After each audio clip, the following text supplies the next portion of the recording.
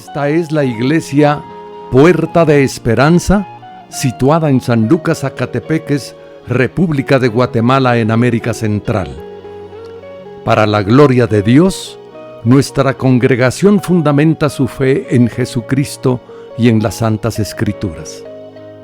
Agradecemos a Dios que hoy se pueda contar con Internet para cumplir con cabalidad el mandamiento de nuestro Señor Jesucristo, que es predicar el Evangelio en todas partes del mundo.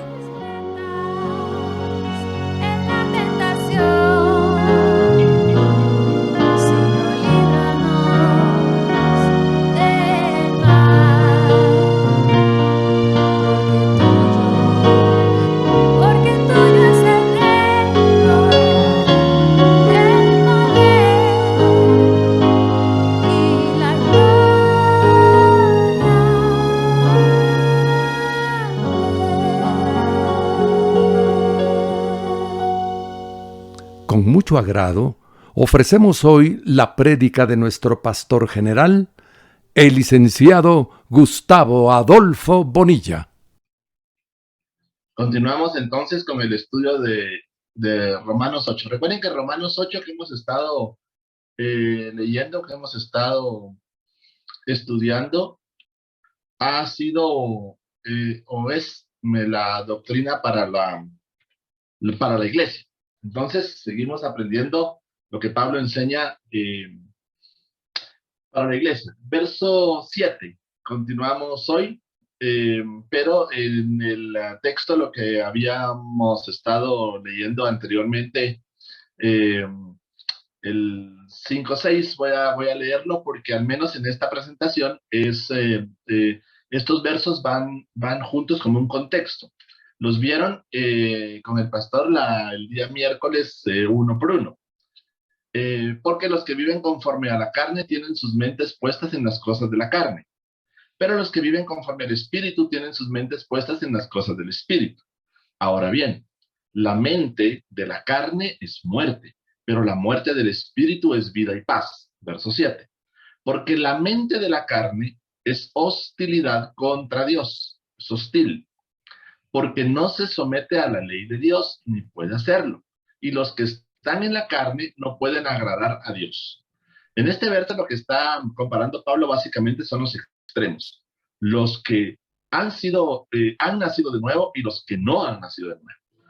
Los que viven conforme al Espíritu, o estamos haciendo nuestro esfuerzo por vivir conforme al Espíritu, y los que no quieren. Los que viven en luz, los que viven en tinieblas. Los que creen, los que no creen. Los que buscan, los que no buscan.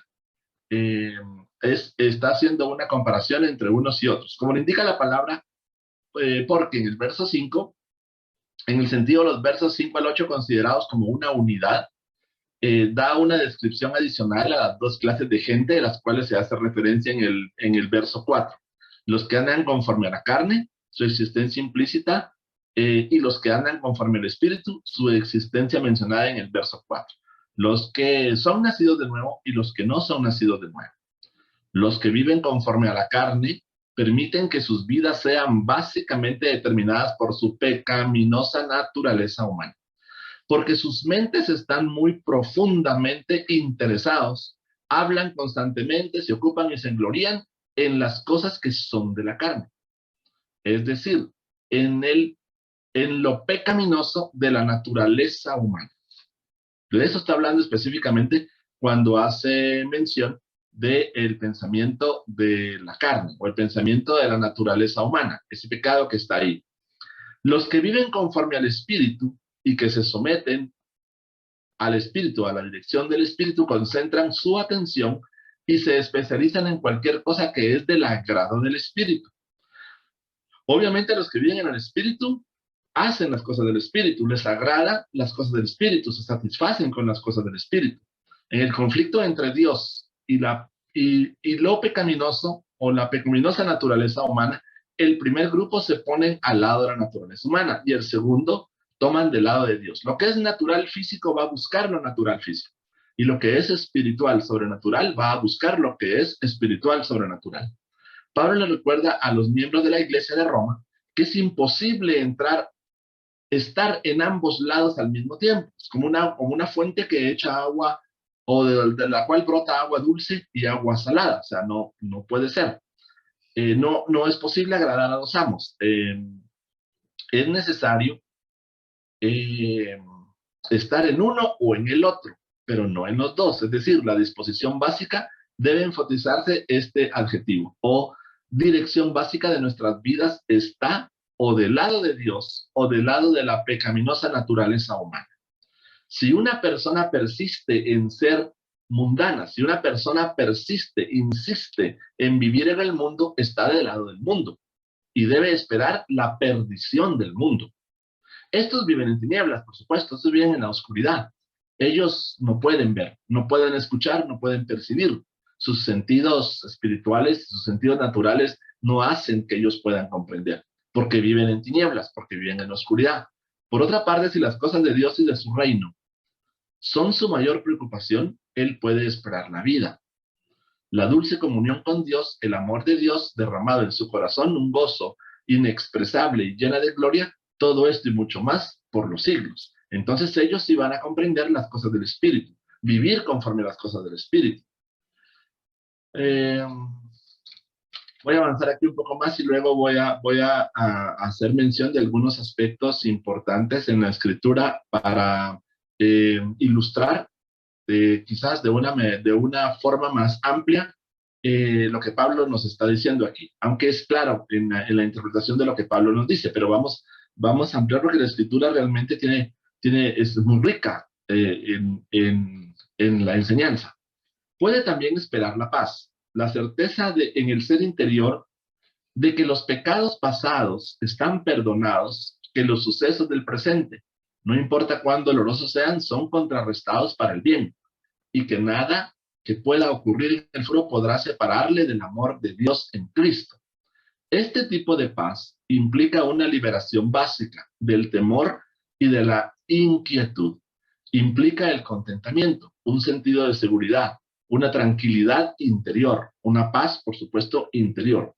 Cuando Pablo dice, pero la mente del espíritu es vida y es paz, quiere decir Pablo que el creyente nunca va a estar turbado. Quiere decir Pablo que el corazón y la mente del cristiano siempre van a estar colmados de perfecta paz. Y que por ello la exclamación miserable de mí no podría haber sido proferida por el Hijo de Dios. La respuesta es de ningún modo, como siempre Pablo ha respondido en Romanos. Siempre dice, de ningún modo, de ninguna manera, dice. Aunque la disposición básica de la persona cuya vida es controlada por el Espíritu Santo, es efectivamente de vida y paz. Eso no significa que tal persona ya no sienta pesar profundo por su pecado, el pesar, la molestia o la vergüenza, ni desee ardientemente ser librado del mismo. En realidad, cuanto más completamente esté bajo el control del Espíritu, el conocimiento del cual le da vida y paz, tanto más se lamentará de lo pecaminoso o del pecado que aún permanece en nosotros y lucha realmente contra él. Con todo, según el lenguaje claro de la Escritura y el testimonio de muchos cristianos, aún el creyente puede experimentar una tremenda lucha entre el viejo hombre y el nuevo hombre. Eso es lo normal. Siempre nosotros vamos a estar en una lucha constante entre el viejo hombre y el nuevo hombre. Les voy a decir, les voy a ilustrar por qué más adelante. Entre la duda y la confianza, entre la turbación y la paz. Sin duda el cristiano es reconfortado por Isaías 26:3. Tú guardarás en perfecta paz a aquel cuyo pensamiento en ti persevera. Pero lo cierto es que durante su vida terrenal, la mente del creyente no siempre persevera en Dios. Y no es siempre estable y fiel. En tanto que la fe de Pedro estuvo fijada en Jesús, él pudo caminar sobre el agua. Pero al ver el fuerte viento tuvo miedo y dio voces diciendo, Señor, sálvame. Mateo 14, 29, 30. No obstante, cuando se compara la mente de los incrédulos con la de los creyentes, como lo hace Pablo en el capítulo 8, de los versos 5 al 8, el contraste es muy notable, ya que en lo básico, la mente los creyentes, es decir, la mente del Espíritu, es vida y paz. Precisamente lo opuesto es lo cierto de la mente de los incrédulos, una mente que es hostil a Dios. Y puesto que esto es cierto, es comprensible que el fruto de esta mente o disposición sea la muerte. Bueno, recuerdan ustedes, déjenme ver aquí, una mente así está centrada en sí misma, es egoísta, cosa que explica el hecho de que no se somete a la ley de Dios. Lo cierto es que mientras continúe centrando su atención en sí misma, no será, por supuesto, siquiera capaz de someterse a Dios. Esa gente que está en la carne, el que no ha nacido de nuevo, el que no cree, es decir, que sus afectos, propósitos, pensamientos, palabras y hechos están básicamente controladas por la naturaleza de pecado, es incapaz de complacer a Dios. Como Pablo también, el apóstol Juan considera que el hacer lo que agrada a Dios es la verdadera meta de la vida del creyente.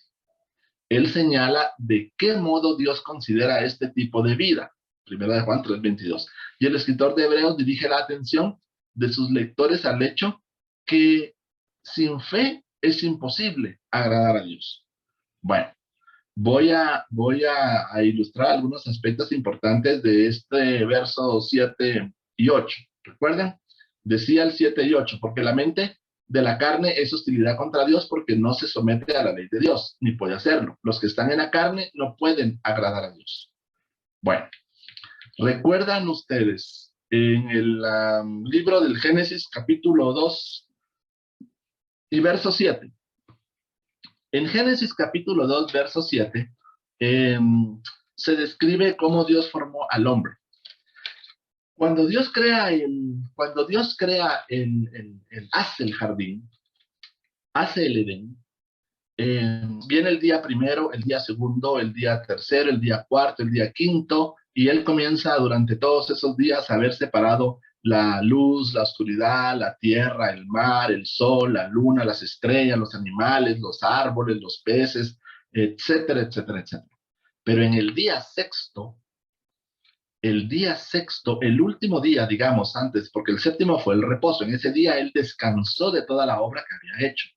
Pero el último día de todos los elementos de la creación, digamos, no solo en el universo como tal, sino en ese jardín, el día sexto Dios forma al hombre. El último día, digamos, de esa semana, antes del día de descanso. El último día él forma al hombre. Entonces en este verso 7 de Génesis dice, Dios formó al hombre del polvo de la tierra. Dice también que sopla aliento de vida en la nariz del hombre. Y el hombre se convirtió en un ser viviente. El fin de la creación o el haberse completado la creación, el jardín, todo lo que había allí, fue el hombre. No estuvo completa la creación hasta que Dios no formó al hombre del polvo de la tierra. ¿Por qué Dios dejó al hombre hasta el sexto día y no fue al primero, segundo, tercero, cuarto o quinto? Porque él primero había creado todos los medios realmente en ese jardín, en ese lugar perfecto, idóneo que él había planeado.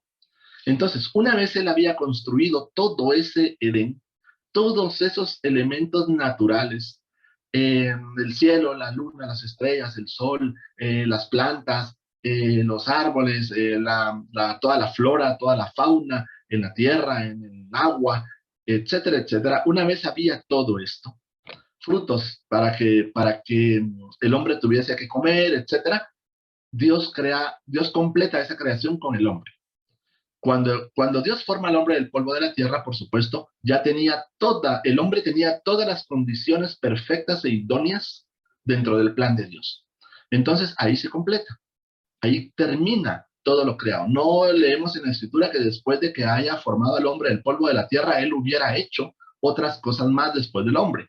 Eso es lo que hace él, ahí termina esa creación. Entonces el hombre es la completación realmente de la creación, ese era el punto final. La importancia entonces de toda la creación, más que el sol, la luna, las estrellas, el mar, los animales, los árboles, etcétera, era el hombre. Por eso él lo hace a su imagen y semejanza. Él pone un ser allí que es semejante o parecido. a él. Por eso cuando Dios dice en el Génesis, hagamos al hombre a nuestra imagen y semejanza. Cuando el Señor dice hagamos, ¿a quién le está hablando él? ¿A quién le está diciendo él hagamos? Le está diciendo a la tierra, le está diciendo a los ángeles, le está diciendo a la misma creación, le está diciendo a la misma naturaleza. Él está hablando a todos. Hagamos al hombre a nuestra imagen y semejanza. Él está hablando a todo lo que ha sido, a todo lo que él ha creado. Hagamos entonces al hombre. Entonces, Dios forma al hombre del polvo de la tierra, ¿no? Y entonces, este hombre, que es realmente Adán, que es el primer hombre, es hecho del polvo de la tierra. De tal forma de que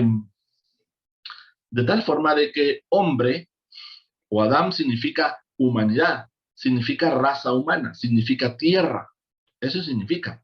Y lo describe, somos barro, dice el profeta Isaías en el capítulo 64, verso 8. Hasta este momento, por ejemplo, en ese jardín, Dios había creado al hombre del polvo de la tierra. Entonces, el hombre está formado por tres aspectos esenciales e importantes. Uno, el cuerpo, por ahí comenzó. La primera parte de la formación del hombre es el cuerpo, es la parte física, la parte natural, el componente de la tierra, de tal forma que hombre o Adán es humanidad, raza humana, es tierra, es barro. Comienza Dios formándolo del polvo de la tierra. Ahora, el polvo de la tierra realmente el polvo de la tierra es muy débil, es muy frágil. El polvo de la tierra se lo lleva el viento. Es algo que lo arrastra una corriente de aire. Es muy vulnerable a cualquier cosa.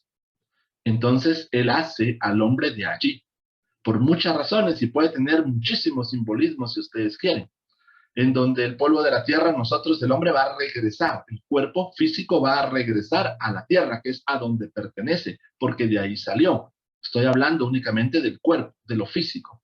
De tal forma que era necesario que Dios hiciera nosotros un cuerpo físico para que nosotros pudiéramos interactuar o pudiéramos vivir en este mundo natural. Que nosotros pudiéramos tener interacción con los animales, tuviéramos interacción con todo lo creado. Si no, nosotros no hubiéramos podido hacerlo. Entonces nosotros teníamos que ser formados de la misma tierra, como todo lo demás había sido formado para ese fin, para ese jardín. Entonces el hombre es creado también de lo natural, de lo físico, en su cuerpo como tal. Entonces, luego, el Señor dice que sopla aliento de vida en la nariz del hombre. Y el hombre, entonces, después de eso, se convierte en un ser viviente. Aquí Dios ya no está diciendo de que Él tomó ese aliento de vida o ese soplo de vida, lo tomó de la tierra. Esto ya es eminentemente espiritual. El cuerpo sí viene del polvo de la tierra, pero cuando Él sopla aliento de vida, no es ese origen o esa raíz, digamos, del aliento de vida, del soplo de vida y que se convierte en un ser viviente, ya no es hecho de la tierra. Esto es espiritual, sobrenatural. Entonces, comienza con el cuerpo, luego Él sopla un aliento de vida y entonces viene el espíritu a nosotros. Ese espíritu es un medio realmente para poder comunicarnos con Él. Y el alma. El alma viene entonces como una forma de poder entender o tener un entendimiento del destino nuestro en la eternidad. De tal forma que el alma se refiere a la mente, a la emoción y a la voluntad. Entonces, cuerpo, espíritu y alma. Dios forma al hombre del polvo de la tierra, cuerpo. Sopla aliento de vida en sus narices, espíritu, y se convierte en un ser viviente en donde nosotros tenemos entonces mente, emoción y voluntad, tenemos un alma. Esa alma es el contacto, digamos, entre lo espiritual y lo natural. Nuestros sentimientos, nuestras emociones, nuestra voluntad, etcétera, etcétera. Cuando el hombre entonces es formado y tiene estos elementos o estos componentes, en su orden, en primer lugar, está el espíritu, porque es nuestra comunicación con él. Luego, nuestra alma, nuestros sentimientos, emociones y voluntades están sujetas al espíritu. Estoy hablando de Adán en el paraíso, antes del pecado. Y nuestro cuerpo, que es el medio físico para tener contacto en la naturaleza. Cuando este hombre está en su estado perfecto ahí, en el paraíso, entonces viene el pecado. A lo que hace mención Pablo. El pecado viene y entonces corrompe o desnaturaliza, digamos, el alma. Desnaturaliza, corrompe, contamina realmente nuestra mente, nuestras emociones, nuestra voluntad. Entonces, cuando el ser humano entra el pecado, Adán, ese pecado original, esa naturaleza pecaminosa, está contaminada, está trastornada, está alterada, está distorsionada nuestra alma. Nuestra mente, emoción y voluntad están distorsionados totalmente por el pecado. Entonces mi cuerpo se vuelve como un instrumento para satisfacer las necesidades de esa distorsión de mi alma. Sin embargo, el espíritu sigue, por supuesto, teniendo o siendo el enlace o el contacto o el medio de comunicación con él, a través del cual nosotros podemos conocerlo, entenderlo y comprenderlo. Pero la distorsión realmente de nuestra alma hace que nuestra inclinación hacia el pecado, nuestro cuerpo sea el instrumento o sea la parte importante dentro de ese contexto para nosotros pecar. Nuestros miembros se convierten en instrumentos de pecado porque estamos distorsionados en nuestra alma. Entonces, en este aspecto va a mostrar obviamente que este cuerpo físico va a corresponder en una analogía a una debilidad del hombre, hecho de partículas de polvo que cualquier viento lo lleva de un lugar a otro. Y con una naturaleza, con un alma distorsionada por el pecado, entonces nuestra inclinación es hacia lo natural. El cuerpo humano, si nosotros hablamos físicamente, única y exclusivamente del cuerpo humano como tal, está formado de oxígeno, de carbono, de hidrógeno, de nitrógeno, de calcio, de fósforo.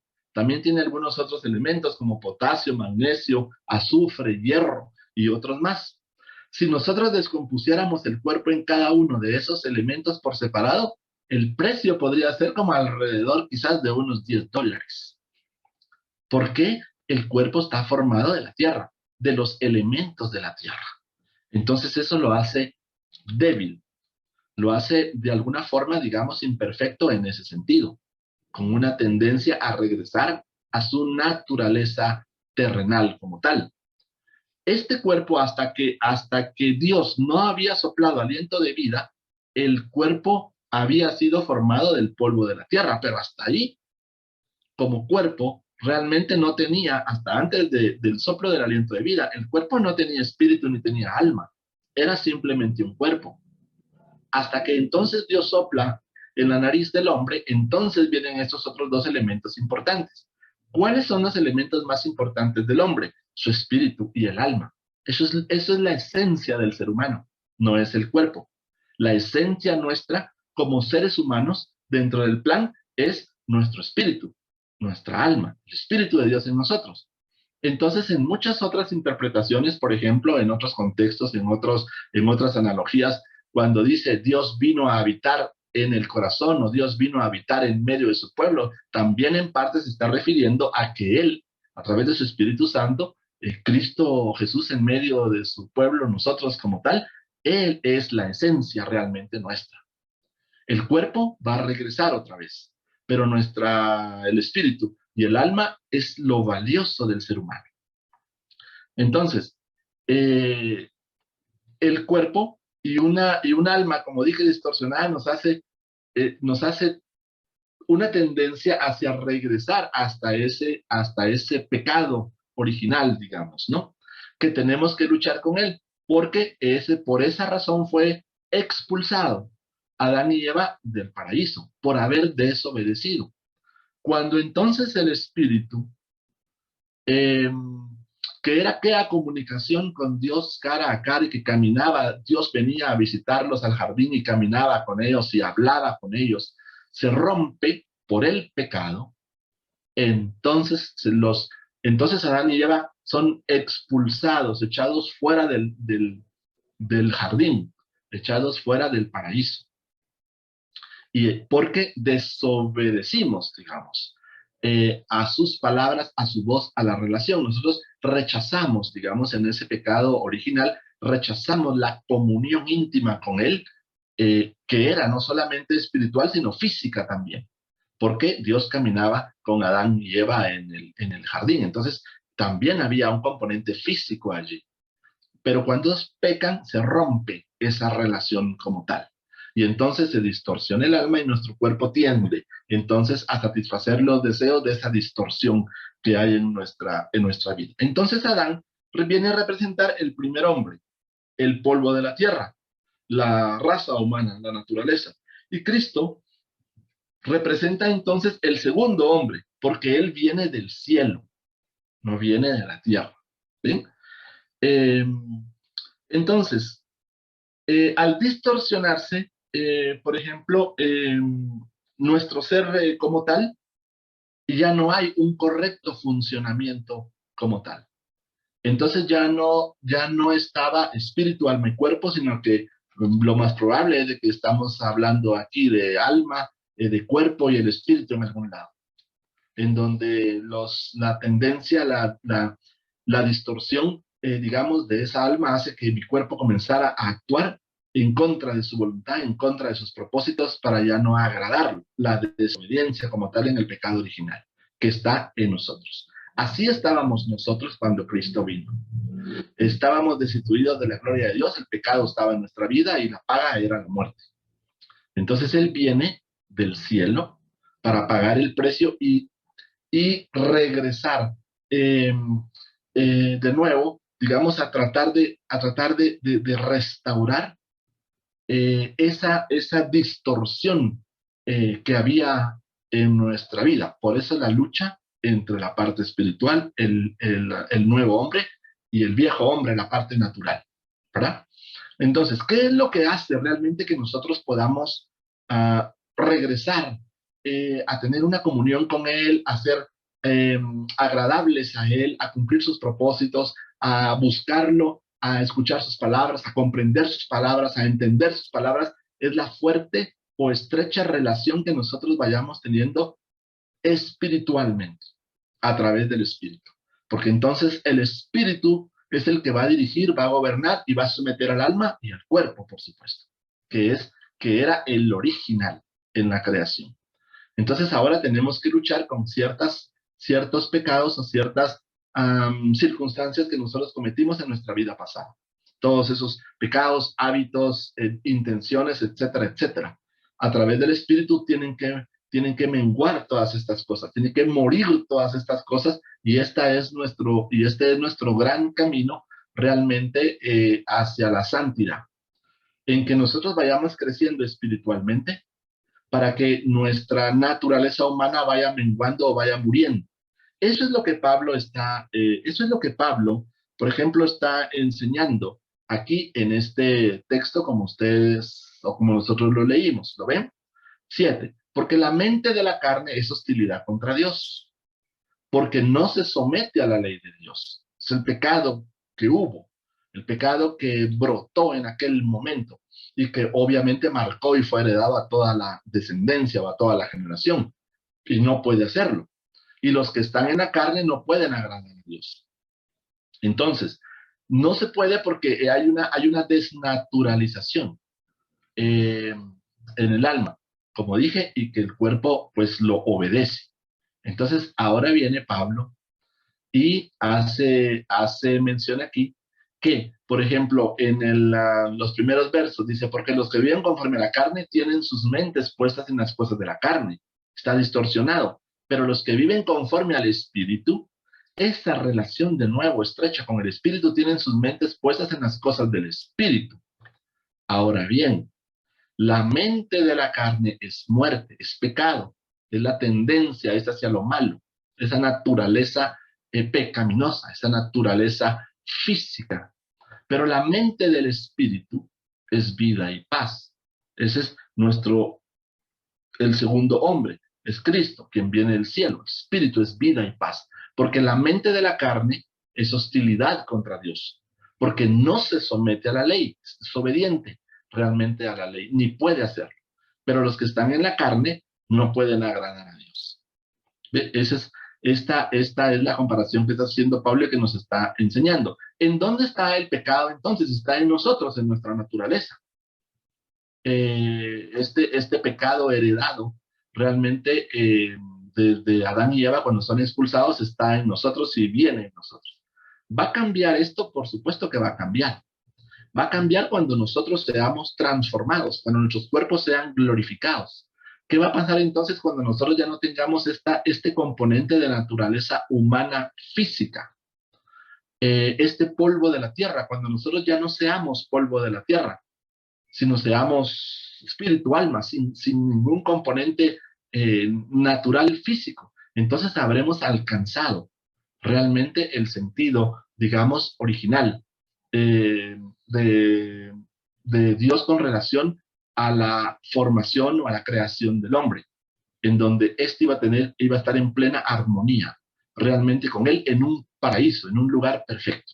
El milenio es un ejemplo de ello, en donde ya nadie va a enseñar a otros, sino todos tendrán el conocimiento, por supuesto. Entonces aquí, bueno, aunque ahí realmente hay un componente todavía en ese milenio, hay un componente natural, todavía hay algunos que van a entrar, por supuesto, con sus cuerpos físicos, pero realmente no es como vamos ahora.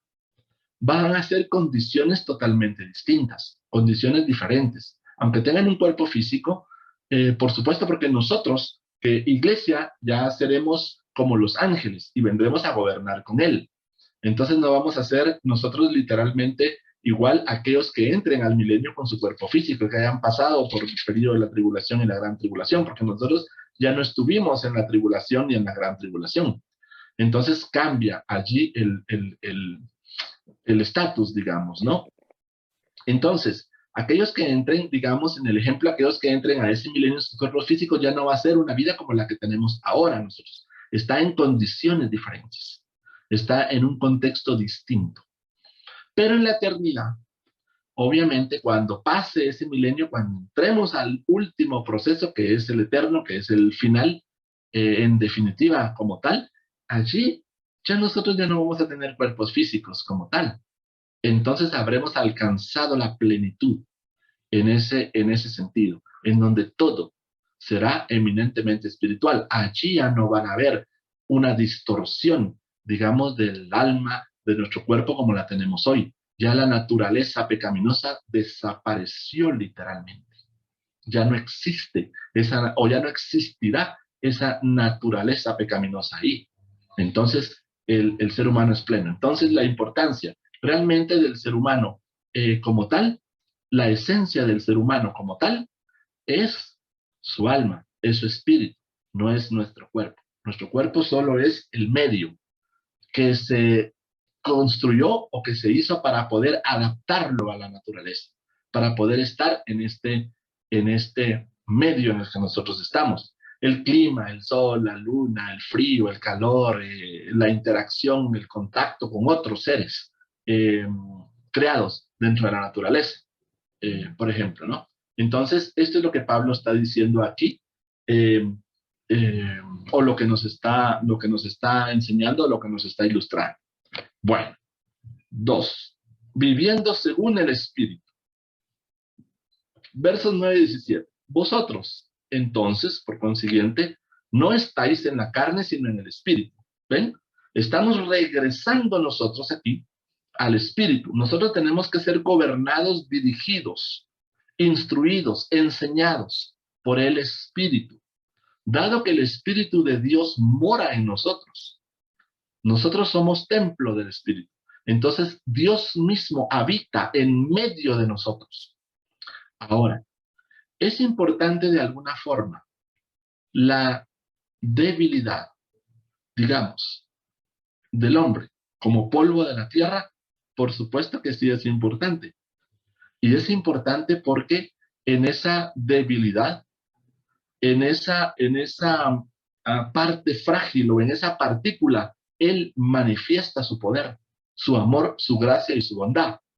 Recuerdan que en los primeros capítulos y versículos, cuando lo leímos, dijo, entonces debe abundar el pecado para que sobreabunde la gracia. De ninguna manera, dijo. No tiene que abundar el pecado para que sobreabunde la gracia. O no tiene que sobreabundar el pecado para que abunde la gracia. Por supuesto que no. No se trata de eso. Se trata que el Espíritu venga realmente a hacer su trabajo en nosotros y tratar y luchar nosotros, por supuesto, en nuestro interior contra esa vieja naturaleza. Entonces el Espíritu nos está enseñando a nosotros a vivir conforme a la voluntad de Dios, a tener una comunión con Él, a buscar las cosas de Él, a leer su palabra, a que nos sea revelada la palabra, a que nosotros cuando la leamos podamos interpretarla a través del Espíritu, podamos recibir la explicación a través del Espíritu, porque está distorsionada todavía en menos nuestra alma, porque todavía tendemos a ciertas cosas hacia la reversa. Dado que el Espíritu de Dios mora en nosotros, cualquiera que no posee el Espíritu de Cristo, el que no es cristiano, el que no es salvo, el que no ha nacido de nuevo, no pertenece a Cristo. Este es un Adán simple, como tal. Este es polvo de la tierra. Este no conoce la luz. El Espíritu no gobierna ni su alma ni su cuerpo.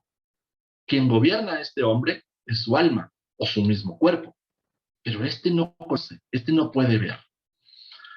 Pero si Cristo está en vosotros, aunque el cuerpo esté muerto a causa del pecado, ¿ven? El polvo de la tierra, sabemos, estamos claros que nosotros somos polvo de la tierra, que valemos unos $10 más o menos.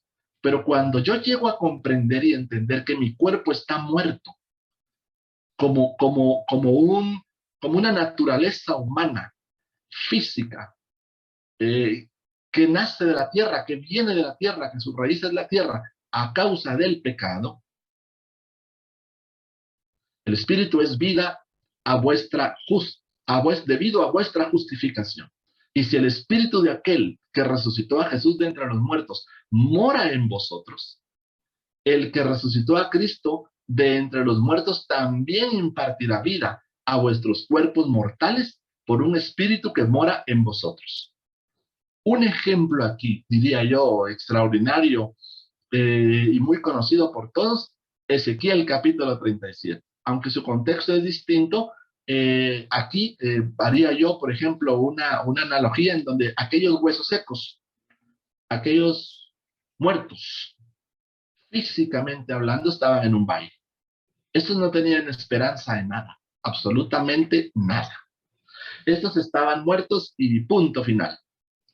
Pero cuando Dios le muestra al profeta, y el profeta habla en nombre de Dios, y este llama a través de la palabra, entonces aquellos huesos secos comienzan a juntarse unos con otros para ir formando de nuevo los esqueletos, los músculos, los nervios, los tendones, la piel, etcétera, etcétera. Y se levanta entonces un pueblo. Pero estos eran huesos secos, estos eran polvo de la tierra. Allí habían terminado. Pero ahora viene el Espíritu, ese aliento de vida entra en ellos, en esos cuerpos muertos, y les da vida. Y los resucita y los levanta. Ahora, de nuevo, ¿ven? El Espíritu es vida debido a vuestra justificación. Y si el Espíritu de aquel que resucitó a Jesús de entre los muertos mora en vosotros, el que resucitó a Cristo de entre los muertos también impartirá vida a vuestros cuerpos mortales por su Espíritu que mora en vosotros. La vida del hombre son 70 y 80 años más robustos, es el cuerpo, porque nuestra alma y nuestro espíritu son eternos. Estos no se van a morir nunca. Excepto o salvo, por ejemplo, aquellos que no nazcan de nuevo, aquellos que no se conviertan irán a la muerte eterna. Recuerden que aún la Escritura dice que nosotros no debemos temer a quien mate el cuerpo, sino debemos temer incluso a aquel que mata. el alma. O sea, es posible que el alma muera, claro, únicamente Dios puede matar nuestra alma. Pero aquí en el mundo natural físico no. Podrán matar el cuerpo, pero no el alma, pero Él sí puede matar el alma incluso. O sea, Él puede llevarnos a una muerte eterna, por ejemplo, ¿no? Porque él nos hizo, Él nos creó. Vosotros, por el contrario, no estáis básicamente bajo el control de la pecaminosa naturaleza humana, sino del Espíritu, porque nacimos de nuevo, porque nosotros aceptamos, porque nosotros reconocimos, porque Él nos llamó, porque Él nos tenía predestinados para hacer una función. ¿Cuál es la razón de la predestinación nuestra, de por qué Él nos llamó y por qué nosotros nos convertimos? Él nos llamó y nosotros nos convertimos porque Él quiso. ¿Por qué? Porque Él tiene un plan para cada uno de nosotros. Una función que hacer dentro de toda la humanidad, dentro de todos los años de vida del hombre sobre la tierra. ¿Cuántos años vive un hombre sobre la tierra? 6.000 años. La vida del hombre sobre la tierra son 6.000 años. Y cada generación durante estos 6.000 años ha venido haciendo la voluntad de Dios y la obra de Dios a los que Él ha escogido para ese fin. Vosotros, por lo tanto, no sois incapaces de agradar a Dios. O sea, somos capaces de agradar a Dios, ya que el Espíritu de Dios mora en nosotros. Ahora bien, si hubiere alguno que por su vida y acciones demostrara no poseer el Espíritu de Cristo, si hubiera alguno que por su vida y acciones demuestra no ser nacido de nuevo, tal persona no pertenece a Cristo. No es de ningún modo un nacido de nuevo, no es un hijo, no es parte del reino como tal. Podrá ser un profesante, pero él realmente, hasta que no nazca de nuevo, hasta que no muera a su naturaleza humana y comience el espíritu a regenerar, a restaurar, a vivir conforme a su voluntad y a agradarlo, hasta ahí no podemos realmente entender, comprender o discernir las cosas espirituales. Pero si Cristo vive en vosotros, entonces, aunque por causa del pecado el cuerpo deba morir, porque como la paga del pecado es muerte, nuestro cuerpo va a morir realmente por causa del pecado. Eso es parte de la naturaleza. Debe volver al polvo. Aún así, por haber sido vosotros justificados, el Espíritu, que es en sí mismo vida, vive en nosotros. Y si ese Espíritu, a saber, el que resucitó a Jesús de entre los muertos, mora en nosotros, entonces aquel que resucitó a Cristo de entre los muertos también va a impartir vida en el día de la resurrección a vuestros cuerpos mortales. Entonces, Él lo va a hacer por medio del Espíritu que mora en vosotros. Recuerden que hemos también aprendido de que en el rapto de la iglesia o el arrebatamiento de la iglesia, algunos estarán vivos y otros ya habrán experimentado la muerte. Entonces, los que estén vivos serán revestidos, porque el vestido es el cuerpo físico. Entonces, como va a ser transformado, entonces, y nosotros estamos vestidos, estamos físicamente, con nuestro cuerpo estamos físicamente vivos, digamos, ¿no? Entonces nosotros ya estamos vestidos. Entonces nosotros vamos a ser en el arrebatamiento revestidos, transformados, pero estamos vestidos. Pero aquellos que han muerto, que están en los sepulcros, que están en los cementerios, ellos van a ser vestidos. Entonces, ¿qué significa? Que como ellos ya no tienen cuerpos físicos, están desnudos, digamos, ¿no? Por llamarlo de esta forma. Entonces ellos van a ser vestidos. Nosotros revestidos. El cuerpo va a regresar al polvo de la tierra. Algunos, otros no. Depende de la voluntad, depende de quien él quiera. Qué ser humano experimente la muerte y quien él no quiere que experimente la muerte. Algunos lo experimentarán, otros no. Entonces, unos revestidos y otros van a ser vestidos. ¿Ven? Hace mención, digamos, en ese aspecto a una naturaleza física, humana. Lo que le corresponde a la tierra será de la tierra. Y lo que le corresponde al espíritu es del espíritu. Vosotros entonces no estáis en la carne, sino en el espíritu. Estamos conscientes plenamente que nuestra vida es eminentemente espiritual y no carnal. que nuestra mente, emoción y voluntad están sujetas, sometidas a el Espíritu, a la instrucción, a la autoridad, a la guianza del Espíritu, no del cuerpo, que es nuestra naturaleza humana. Con amor, Pablo asegura a sus lectores que en lo que respecta a la dirección básica de su vida, ellos no están bajo el control de la pecaminosa naturaleza humana. ¿Lo ven? La desnaturalización realmente de nuestra alma, sino bajo el de el Espíritu. Esto implica que, hablando en términos colectivos, ellos no pertenecen a la categoría de aquellos sobre los cuales el apóstol acaba de afirmar en el verso 8 que no pueden agradar a Dios. B.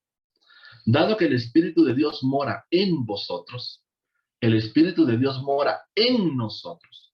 La traducción, si el Espíritu de Dios mora en vosotros, indicaría que Pablo no estaba seguro de que el Espíritu Santo morara colectivamente en los corazones de esta gente. Eso sería incorrecto. Visto lo que el apóstol dice sobre ellos en los capítulos 1, en el 15, por ejemplo, una evaluación tan pobre de su parte debe ser realmente rechazada. ¿Ve? Si el Espíritu de Dios mora en nosotros. C. Cualquiera que no posee el Espíritu de Cristo no pertenece a Cristo. Todo lo que es nacido de nuevo es del Espíritu, pero lo que no es nacido de nuevo es de la carne, es de la naturaleza. Aunque al hablar colectivamente, el apóstol ha asegurado a la congregación de Roma que él considera que ellos están bajo el control del Espíritu, que mora en ellos. Esto no quiere decir que cualquier miembro de la iglesia pueda dar por sentada su salvación. Hay que reconocerlo, hay que convertirse a él, hay que reconocerlo públicamente, en el sentido que ya no sería necesario un autoexamen. Además, no todo era perfecto en la iglesia de Roma, como tampoco lo es hoy, en ninguna iglesia sobre la faz de la tierra. O sea, no hemos alcanzado realmente esa perfección. Todavía nos falta mucho. Pero el esfuerzo de vivir en el Espíritu es lo importante. Pero si Cristo está en vosotros, aunque el cuerpo esté muerto a causa del pecado, el Espíritu es vida debido a vuestra justificación. De tal forma que mi cuerpo, que todavía es natural, que todavía tiene alguna tendencia hacia el pecado, mi espíritu lo somete para mantenerlo sujeto a las leyes, mandatos y preceptos, para agradar a Dios, para llevar una vida de santidad.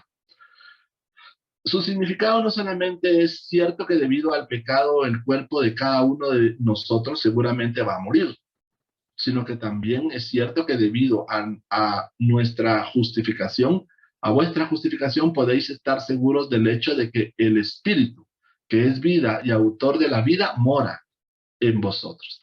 El Espíritu es el que nos va redarguyendo, el Espíritu es el que nos va corrigiendo, el Espíritu es el que nos va enseñando, el Espíritu es el que va regenerando toda aquella naturaleza caída que nosotros traíamos desde que venimos a este mundo, porque somos de este mundo, realmente. O sea, físicamente hablando, fuimos formados de este mundo, así nacimos nosotros. Entonces, a veces uno tiene la expresión en donde dice, yo nací muerto, aunque tuviera vida. Cuando nosotros nacimos del vientre de nuestra madre, cuando nuestra madre nos dio a luz, nacimos con vida, entre comillas, pero realmente nacimos muertos, porque nosotros estábamos destituidos de la gloria de Dios. Espiritualmente estábamos muertos, aunque físicamente tuviéramos vida. Cuando vino Jesús, cuando viene el Señor a nosotros y nosotros lo reconocemos, lo aceptamos en nuestro corazón, aquí yo toco la puerta, si alguno oye y abre, yo entraré con él y cenaré con él y él conmigo. Cuando nosotros abrimos la puerta, cuando Él entra, se convierte entonces Él en nuestro Señor, en nuestro Salvador, en nuestro Mesías. Cuando yo creo en Él y cumplo sus leyes, mandatos y preceptos con mi corazón, cuando yo verdaderamente lo conozco, entonces yo nazco a la vida. En ese momento verdaderamente yo nací. Yo nací físicamente en un día, en un mes y en un año. Pero ese no fue realmente mi nacimiento como tal. Mi nacimiento legítimo, verdadero, real es cuando yo lo conocí a Él y me convertí a Él. Porque porque la razón por la que yo vine a este mundo, a esta tierra, fue su voluntad para cumplir un propósito que Él tiene dentro de su plan y que yo soy parte de ese plan. Yo sirvo para algo dentro de ese plan. Entonces, cuando Él nos llama a cada uno de nosotros, es para cumplir su propósito en nosotros, en todo su plan. Entonces, nosotros venimos a ser simple y sencillamente obreros, trabajadores, obreros de la mies. No somos los genios, no somos los, eh, eh, los extraordinarios. Nosotros no somos realmente indispensables para el plan de Dios. El plan de Dios es indispensable para mí. Pero si yo no hablo, Él puede hacer que las piedras hablen. Él puede hacer cualquier cosa. No está sujeto a si yo quiero o no quiero. Él puede hacer lo que Él quiere. Con cualquiera cosa que pueda haber, las piedras, los árboles o yo qué sé, Él puede hacer que cualquiera cosa hable. Pero Él nos escoge a nosotros para hacerlo. Entonces, nosotros vamos a cumplir su propósito dentro del plan. Entonces, nosotros tenemos vida, porque nacemos para ese propósito, porque somos eminentemente espirituales, seres espirituales, sobrenaturales, con un cuerpo físico adaptado para este mundo natural, pero nuestra esencia es espiritual, sobrenatural, porque Él nos hizo, porque Él nos llamó, porque Él nos salvó, porque Él nos dio vida, por ejemplo. Bueno, ya Doc, vamos casi terminando.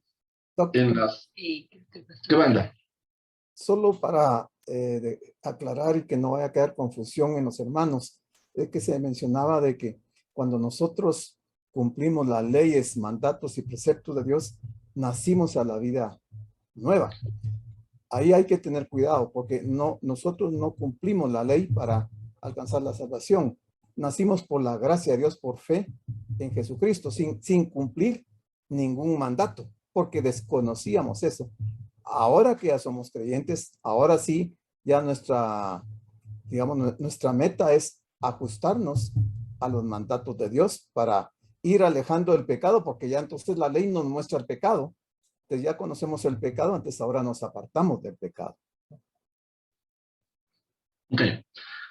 Recuerden recuerden muy bien de que en Romanos estamos hablando realmente de la doctrina de la iglesia. Entonces Romanos se dirige específicamente a los nacidos de nuevo, a la iglesia, al pueblo, al pueblo verdadero o legítimo. Entonces, hemos dicho, recuerdan que nosotros lo reconocimos a Él. Cuando nosotros estábamos muertos y nosotros venimos a conocerlo, lo aceptamos en nuestro corazón. Lo reconocimos en nuestro corazón. Él vino a nuestra vida. Entonces Él nos dio vida y nos dio vida eterna. En ese momento nosotros fuimos salvos por gracia, sin haber hecho nada, porque nosotros veníamos de la muerte, de la oscuridad y las tinieblas. Hasta ahí nosotros no habíamos hecho absolutamente nada para ganarnos ese favor. Pero cuando Él nos llama, cuando Él toca nuestro corazón, cuando Él quita la venda de nuestros ojos, de nuestra alma, de nuestro corazón, de nuestra vida, cuando Él quita el velo, por ejemplo, nosotros podemos ver y lo reconocemos, lo hacemos nuestro Señor y Salvador. En ese momento nosotros realmente venimos a la vida nueva, a la vida eterna. Ahora, ya estando nosotros en esa vida eterna, en esa vida nueva, en ese nuevo hombre, no ha desaparecido de la noche a la mañana esa naturaleza pecaminosa que traíamos de antes de que lo conociéramos. Entonces, cuando yo hablo, por ejemplo, como un hombre nuevo, buscando la santidad, haciendo su voluntad, viviendo en el Espíritu, aprendiendo del Espíritu, conociendo del Espíritu, estamos hablando nosotros, la iglesia, de cumplir sus leyes, mandatos y preceptos, de cumplir sus estatutos, de hacer lo que a Él le agrada, de hacer su voluntad, de hacer lo que su palabra dice. De tal forma que leyes, mandatos, preceptos se refiere básicamente a sus palabras, a lo que Él quiere que nosotros hagamos, a lo que Él quiere en lo que nosotros cumplamos para su iglesia, para sus nacidos de nuevo. Pero aquellos, por ejemplo, que no han nacido de nuevo, para ellos no es esto, porque no lo conocen, no lo saben, no lo pueden entender o no lo pueden comprender. Bueno, son justo las 8, vamos a dejarlo aquí. Damos las gracias por su atención a la prédica del pastor general, licenciado Gustavo Adolfo Bonilla, e invitamos a la prédica del próximo domingo a esta misma hora.